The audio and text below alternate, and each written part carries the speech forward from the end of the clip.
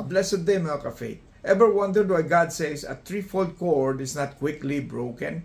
Because life, marriage, and faith are stronger together when God is at the center. Sabi sa Ecclesiastes chapter 4 verse 12, though one may be overpowered by another, two can withstand him, and a threefold cord is not quickly broken.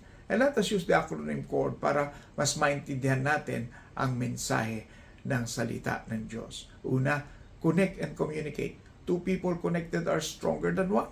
Sa marriage at sa life, hindi ka nag-iisa kapag may kasama ka at nag-uusap kayo. Strength grows when we face challenges together.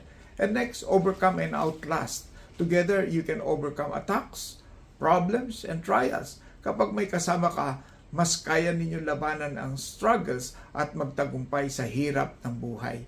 Then, rely and respect. Lean on each other, and most importantly, on God. Sa gitna ng trials, magtiwala kayo sa isa't isa at may respeto sa bawat isa. And the strongest truth of all, lastly, depend and then dedicate.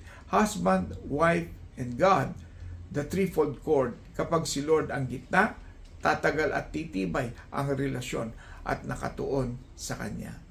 Remember, unbreakable cord with God at the center. This is Pastor Francis. Like, follow, and share. God bless. Shalom.